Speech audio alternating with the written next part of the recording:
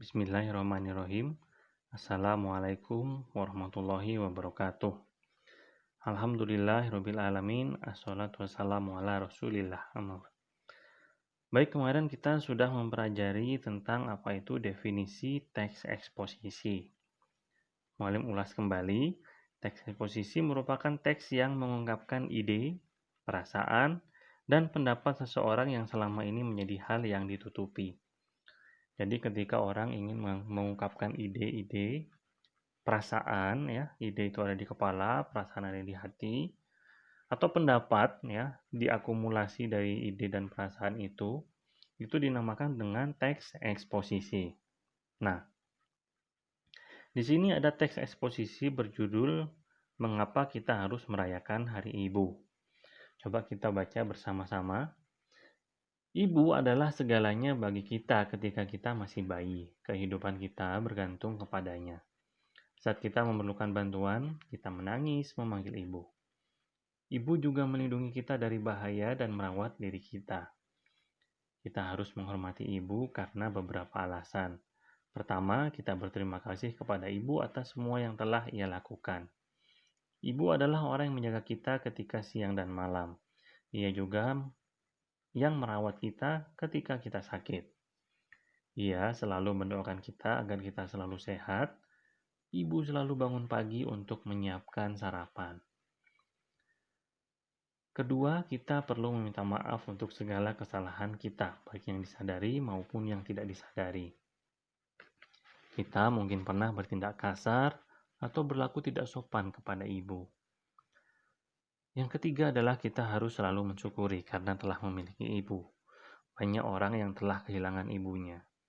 Hari Ibu merupakan waktu untuk memberikan hadiah kepada ibu yang kita cintai. Dari fakta-fakta tersebut, anak-anak diharapkan untuk menghormati dan menghargai orang tua, terutama ibu. Baik, teks eksposisi ini dibuat oleh penulisnya dan diupload ke web ini ya, www.mothersdaycelebration.com, dengan pengubahan untuk dijadikan contoh dalam modul ini.